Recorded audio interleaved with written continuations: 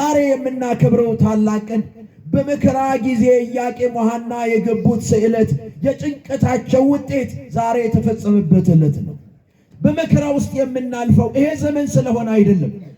በእመቤታችን በቅድስተ ቅዱሳን በድንግል ማርያም መወለድ ጊዜ እንኳን የመከራ ዘመን ነበረ በእስራኤላውያን። እኛ ችግራችን ሁሉንም የምናያይዘው ከወቅቱ ጋር ከሚመሩን ሊቃነ ጳጳሳት፣ ከሚመራን መንግስት፣ ከሚመሩን የቤተ ክርስቲያን አባቶች፣ ከብዙ ጉዳዮች ጋር እናያይዘዋለን። ክርስትና በራሱ የፈተና የመከራ ህይወት ነው።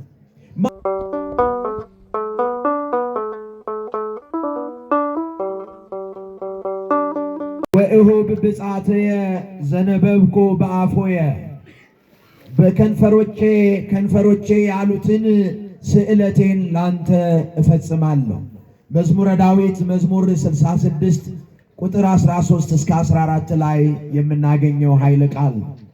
ይህ ልበ አምላክ ቅዱስ ዳዊት በመዝሙር 66 የተናገረው የከንፈሮቼን ስዕለት የተናገርኩትን ላንተ እፈጽማለሁ ያለበት ምክንያት እጅግ በጣም ከባድ በሆነበት ጊዜ ልበ አምላክ ቅዱስ ዳዊት መከራን ያለፈባቸው ጊዜያቶች ነበሩ። ዘአጽአን ከሰባ ዲበ አርእስቲነ በራሶቻችን ላይ በጀርባዎቻችን ላይ ሰዎች እንዲረግጡን አደረግከን ይላል የመከራውን ብዛት። አሂለፍከነ ማእከለ እሳት ወማይ የሚለውም በዚሁ መዝሙሩ ላይ በመዝሙር 66 በእሳትና በውሃ መካከልም አሳለፍከን። ተመልከቱ የመከራውን ጥልቀት፣ የመከራውን ክብደት ሰዎች ተረጋግጠውበት ያለፉበት ልበ አምላክ ቅዱስ ዳዊት ደግሞም በእሳትና በውሃ መካከል ያሳለፈው እግዚአብሔር ያሳለፈው በመጨረሻ ምን አለ? በከንፈሮቼ በመከራዬ ጊዜ በጭንቀቴ ጊዜ የተናገርኩትን የከንፈሮቼን ስዕለት ይዤ ወደ አንተ መጥቼ በፊትህ እፈጽማለሁ አለ። ዛሬ የምናከብረው ታላቅ ቀን በመከራ ጊዜ ኢያቄም ወሐና የገቡት ስዕለት የጭንቀታቸው ውጤት ዛሬ የተፈጸመበት ዕለት ነው። ሰዎች ሳይሆኑ ሰዎች ከሰዎችም በላይ አዕዋፋት፣ ርግቦች፣ ሌሎችም እንስሳት እየተዋለዱ እየበዙ ሲሄዱ እነርሱ ግን በመካንነት ያሳለፉበት ጊዜ የጭንቀት ጊዜ የመከራ ጊዜ ነበር። ዛሬ ስንቶቻችን የምናሳልፋቸው ጊዜያቶች የጭንቀት ጊዜ ሆነውብናል። በልጅ ቢሆን፣ በጤንነት ቢሆን፣ በሀብት ቢሆን፣ በንብረት ቢሆን በተለያዩ ጉዳዮች የመከራ ዘመንን ስንቶቻችን አሳልፈናል። ለብዙዎቻችን ሀገር፣ ቤተ ክርስቲያን፣ እኛም ሰውነታችን በብዙ መከራ ውስጥ እናልፋለን። በመከራ ውስጥ የምናልፈው ይሄ ዘመን ስለሆነ አይደለም። በእመቤታችን በቅድስተ ቅዱሳን በድንግል ማርያም መወለድ ጊዜ እንኳን የመከራ ዘመን ነበረ በእስራኤላውያን። ዛሬ እኔና እናንተ ስላለንበት ዘመን ብቻ አይደለም፣ የምንተዳደርበት የዚህ መንግስት መኖር ብቻ አይደለም። ደግሞ መከራው ከሌላ ጊዜ የበለጠና የጠነከረ ሆኖ አይደለም። ክርስትናችን የፈተና ዓለም ስለሆነ ነው። የምን ዓለም ስለሆነ? የፈተና ዓለም ስለሆነ ነው። ኢያቄምና ሐና እንዴት ይፈተናሉ? ዘመን ቢሆን ዘመን ፈተናውን ያርቃል። የዓለም መንግስታት ቢሆኑ የዘመናት የሚገዙ እነዚያ ፈተናውን ያርቁልናል። ግን ፈተናችን የሚመሰረተው በወቅታዊ ጉዳይ ላይ አይደለም። እኛ ችግራችን ሁሉንም የምናያይዘው ከወቅቱ ጋር ከሚመሩን ሊቃነ ጳጳሳት፣ ከሚመራን መንግስት፣ ከሚመሩን የቤተ ክርስቲያን አባቶች፣ ከብዙ ጉዳዮች ጋር እናያይዘዋለን። ክርስትና በራሱ የፈተና የመከራ ህይወት ነው። ማን ስላለፈበት? ክርስቶስ ስላለፈበት። እርሱ እንኳን በመስቀል ሞት በመጨረሻው ራሱን ሰጥቶ ቤዛ ሆኖ እኔና እናንተን አዳነን። ክብርና ምስጋና ለስሙ ይሁን። አያችሁ፣ ክርስትና የመከራ ዓለም ነው፣ የፈተና ዓለም ነው ስንል ሁሉ ነገር ጨለማ አይደለም፣ ግን ብርሃን አለው። ሁሉ ነገር የጨለመና ያለቀ የተቆረጠ ነገር አይደለም፣ የሚቀጠል ነገር አለው። እግዚአብሔር የዚህ አይነት አምላክ ነው። ስለዚህ ነው ዛሬ እነዚያ ተስፋ የቆረጡ ልጅ የሌላቸው በጭንቀት እየኖሩ ስለታቸውን ግን ብትሰጠን ለአንተ መልሰን እንሰጣለን። እስቲ ይሄንን በሉ፣ ብትሰጠን ለአንተ መልሰን እንሰጣለን። ይሄ የአንደበታችን ቃል ሁለተኛ ጉዳይ ነው። እኛ ለእግዚአብሔር የተሰጠን እግዚአብሔር ለዓለም የሰጠን መልሰን ለእግዚአብሔር ለመሰጠት የመጣን ሰዎች ነን። ችግራችን ጉዳያችን ግን ሁሉ ነገራችን የራሳችን ይመስለናል። እኛም የተሰጠነው ለቤተ ክርስቲያን ነው። እኛም የተሰጠነው ለእግዚአብሔር ነው። የራሱ የሆነ ማንም የለም። የራሱ የሆነ ማን የለም? ማንም የለም። እስቲ ማንም የለም። እኔም የራሴ አይደለሁም በሉ እስቲ። እኔም የራሴ አይደለም። ቅዱስ ጳውሎስ ይሄንን ነው የሚለው፣ ብሞት ለጌታ ብኖርም ለጌታ ይላል። እኔ የማን አይደለሁም? የራሴ አይደለሁም። ስለዚህ ለእግዚአብሔር የተሰጠን እናታችን ኢያቄም ሐናና አባታችን ኢያቄም ሁለቱ በጭንቀት ወቅት ስለተሳሉ ምን ብለው? አንተ የሰጠህንን ብፅዓት አድርገን እንሰጣለን። ልክ እንደ ቅዱስ ዳዊት ወሁ ብፅዓቴ ዘነበብኩ በአፍሬ፣ የተናገርኩትን በከንፈሬ ከአንደበቴ የወጣውን ያንን ላንተ እሰጣለሁ። የዚያን ጊዜ ብርይት ከመፀሐይ ከፀሐይ እጅግ የምታበራ ጸዳል የሆነች ልጅን ሰጣቸው። ያችን ሕፃን እንደተናገሩት ወዴት ይዘዋት ሄዱ? ወደ ቤተ መቅደስ። ቅድም ሊቃውንቱ ሲዘምሩ ሰምታችኋል። እንዘ ዘልፈ ትነብር ውስተ ቤተ እግዚአብሔር፣ በዚያ በሰጧት ባስቀመጧት ብፅዓት ሆና በተሰጠችበት በእግዚአብሔር ቤት ሳለች አስተርአያ መልአክ ዘይኮነ ከመቀዲሙ፣ በሌላ ጊዜ ለቁጣ ለመቅሰፍት ለተለያየ ነገር ይገለጥ እንደነበረው መልአክ ሳይሆን በተለየ መንገድ መልአኩ ቅዱስ ገብርኤል ተገለጠ። ክብርና ምስጋና ለእግዚአብሔር ይሁን። በተለየ መንገድ ዘይኮነ ከመቀዲሙ፣ ከመጀመሪያው ጋር እንደነበረ አይደለም። ደግሞም በሌላው መንገድ አባቶች ለእናታችን ለሔዋን እንደተገለጠላት እንደ ዲያብሎስ ያልሆነ ዘይኮነ ከመቀዲሙ፣ ያም መልአክ ነበርና የተገለጠው ግን የስህተት መልአክ የውድቀት መልአክ ነበር።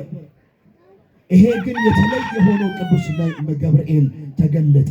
ይሄንን በሉቃስ ወንጌል ምዕራፍ 1 ጀምሮ ከቁጥር 35 ጀምሮ ይህ በክርስቶስ መወለድ በጌታችን በኢየሱስ ክርስቶስ የጽንሰት ወቅት የተገለጠው መልአክ በእመቤታችን ደግሞ መወለድ ጊዜ የተገለጠው እርሱ መልአክ በኋላ ደግሞ ከእመቤታችን ከቅድስተ ቅዱሳን ከድንግል ማርያም ጋር እንደነበረ ደግሞ እናያለን። እግዚአብሔር በትክክል አድራሻው የት እንደሆነ የእግዚአብሔር እናት ቅድስት ድንግል ማርያም የት እንደምትገኝ ለመልአኩ ለቅዱስ ገብርኤል ነገረው። በመቅደስ የምትገኝ ነበረች። ተመልከቱ፣ ይሄን የመጀመሪያውን ያዙ። በመቅደስ የተገኘች፣ በመቅደስ የገባች፣ በመቅደስ እንድትኖር የተሰጠች ቅድስት ድንግል ማርያም በኋላ ደግሞ በሐዋርያት ሥራ ምዕራፍ 1 ላይ የእነዚያ የመላእክት ወደ ላይ ማድረግ የክርስቶስ መሄድን ተከትሎ እናታችን ቅድስት ድንግል ማርያምና ደቀ መዛሙርቱ ሁሉ ዕለት ዕለት በመቅደስ ይተጉ ነበር ይላል። አያችሁ፣ የመጀመሪያው በመቅደስ መገኘት፣ በመጨረሻውም በመቅደስ መገኘት። ክብርና ምስጋና ለእግዚአብሔር ይሁን። እግዚአብሔር ይህንን ያደርግልን። ይህንን ነው እንግዲህ ዛሬ የእርሷን ወደ መቅደስ መግባት የምናከብርበት በዓል። ቅዱስ ያሬድ የእርሷን በመቅደስ ሆኖ መገኘት ከምስጋና ጋር ያያይዘዋል። ምን ይላል? ወይቤላ መልአክ ተፈሥሒ ፍሥሕት ቡርክት አንቲ እምአንስት፣ ከሴቶች መካከል ተለይተሽ አንቺ የተባረክሽ ነሽ አላት። ተመልከቱ፣ ለእግዚአብሔር ልጅነት ለወልድ እናትነት ብቻ ሳይሆን በመቅደስ ለመኖር የተመረጠች ነበረች። ሁሉም ሴቶች በመቅደስ መኖር አይችሉም ነበር። በመቅደስ መኖር የምትችለው እናታችን ቅድስት ድንግል ማርያም ብቻ ነበረች። ይሄ ሌሎች ሴቶች ያልታደሉት። ክብርና ምስጋና ለእግዚአብሔር በእውነት። ለዚህ ነው ጌዴዎን ጸምር ዘጌዴዎን ብሎ የሚያመሰግናት። ለዚህ ነው የጌዴዎን ጸምር አንቺ ነሽ ይሏታል ሊቃውንት። ለምን? ያ ውሂዝ የሚፈሰው ውሃው በዚያች በጸምሯ ላይ የነበረ በዙሪያው ግን ደረቅ የሆነ ምልክት የሆንሽ አንቺ ጸምር ዘጌዴዎን። መውለድ ክርስቶስን ማስገኘት በአንቺ ብቻ የሆነ፣ በመቅደስ መኖር በአንቺ ብቻ የሆነ፣ በሌሎች ግን ያልሆነ። ደግሞ እንደገና ያቺ ጸምር ዘጌዴዎን ደረቅ ሆና ሌላው እርጥብ የሆነበት ኃጢአት በሙሉ በዓለም ላይ ሲኖር በአንቺ ብቻ ከኃጢአት መራቅ የሆነልሽ ጸምር ዘጌዴዎን እናታችን ቅድስት ድንግል ማርያም። ክብርና ምስጋና ለእግዚአብሔር ይሁን። ቅዱስ ዳዊት ቅዱስ ያሬድ ይሄንን ይናገርና ምን ይላል? ዘኒት ወለድ እምኔኪ ቅዱስ ውእቱ ወይሰመይ ወልደ እግዚአብሔር ኢሳይያስ ይቤላ ቅንት ይሃቆት። ደግሞ ኢሳይያስ አንቺ ጽዮን ሆይ አለና ተናገረልሽ። ምን ብሎ? ወገብሽን ታጠቂ ተነሽ አለና ወልበሲ ልብሰ መንግሥትኪ የንግሥናሽን ልብስ ልበሽ። በመቅደስ መኖርሽ ንግሥት መባልሽ ነው። የንጉሡ መቀመጫ ነው መቅደሱ። ወደ መቅደስ መግባትሽ ንግሥት መባልሽ ነውና ያንን ልበሽ ይላል። ከዚያ ዳዊትን ይቤላ በአልባሰ ወርቅ ወጽፍቶ ኅብረት። ዳዊት ደግሞ እንዲህ አለሽ። ኢሳይያስ ብቻ አይደለም፣ ዳዊት ደግሞ እንዲህ አለሽ፣ በወርቅ ተጎናጽፈሽ ንጉሡ ባለበት ንግሥቲቱ በቀኙ ቁሚ ይልሻል ብሎ ይናገርና ወተወልደ እምኔሃ ወይቤላ ርግቤ ሰናይት ንባብኪ አዳም፣ ቃልሽ ጥዑም ነውና ርግቤ ሆይ ነይ ብሎሻል፣ ወደ መቅደሱ ጠርቶሻል። ክብርና ምስጋና ለአምላካችን ይሁን። እግዚአብሔር ይሄንን ዛሬ ወደ መቅደስ የገባችበትን ጊዜ ስናስብ የእናታችን የቅድስተ ቅዱሳን ወደ መቅደስ መጠጋት፣ መመረጥ፣ መግባት እኛ ደግሞ ልጆቿ በመቅደስ የመቅደስ ልጆች እንድንሆን የሚያደርገን አያችሁ። ሁልጊዜም እግዚአብሔር ሕይወታችንን የሚቆጣጠረው ከእርሱ ጋር በተጣበቀ ሕይወት ነው። ከእርሱ ጋር በተያያዘ ሕይወት ነው። የተነጠለውን ማንነት እግዚአብሔር አይሻውም። ከእግዚአብሔር የተነጠለ ማንነት እንዳይኖረን ወደ መቅደስ ሸሽቶ መጠጋት፣ ጽዮን ወደ ተባለች አምባ መጠጊያ ወደ ሆነችው ወደ እርሷ መጠጋት፣ ይሄንን ዛሬም በሚነበበው በቅዳሴ በሚነበቡ መጻሕፍቶች ሁሉ እናገኛለን። በዕብራውያን ምዕራፍ 9 ከቁጥር 1 ጀምሮ በመቅደስ ያሉትን ታቦታቱን፣ በውስጥ ያሉትን የወርቅ መሶብ፣ የበቀለችውን የአሮን በትር በሙሉ ይናገራል እና የኪዳኑም ጽላት በዚያ ነበር ይችላል። የኪዳኑ ያ የእግዚአብሔር ቃል ኪዳን ያረፈባት ተመልከቱ። የመጀመሪያው ቃል ኪዳን ኪዳነ አዳም ጀምሮ እስከ እመቤታችን ቅድስት ድንግል ማርያም ኪዳነ ምሕረት ድረስ የኪዳኑ ጽላት የተባሉ እነዚህ የኪዳኑ ማደሪያዎች ናቸው እና በመጨረሻም በሐዋርያት ሥራ ምዕራፍ 1 ቁጥር 12 ላይ የምናገኘው ከእነዚህ ሁሉ ከሴቶችና በቤተ መቅደስ እግዚአብሔር ሕይወታችንን በቤተ መቅደስ ያጽናው። ይህ ሁሉም በአንድ ልብ ለጸሎት ይተጉ ነበር በቤተ መቅደስ።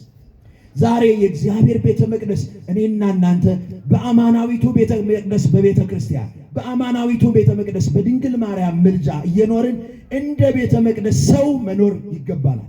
በቤተ መቅደስ ጸያፍ የሆኑ ርኩስ የሆኑ አይገቡም የተባሉ 5ቱ ከለባት የታወቁ ናቸው በዮሐንስ ራእይ። እነዚያ በቤተ መቅደስ አይገቡም። ቤተ መቅደሱ ቅዱስ እንደሆነ እኔና እናንተ ቅዱስ ነን። የማን ማደሪያዎች ስለሆነ? የእግዚአብሔር ማደሪያዎች። አምላከ ቅዱሳን የእመቤታችንን ወደ ቤተ መቅደስ ስናስብ መግባት ስናስብ እኛም ርኩስ ከሆነው ዓለም ተለይተን ወደ እግዚአብሔር መንግሥት የመግባታችንን ሕይወት እንድናስብ አምላከ ቅዱሳን ይርዳን። የመከረን ያስተማረን አምላካችን ስሙ ለዘላለም የተመሰገነ ይሁን። ስብሐት ለእግዚአብሔር። ይቆይ።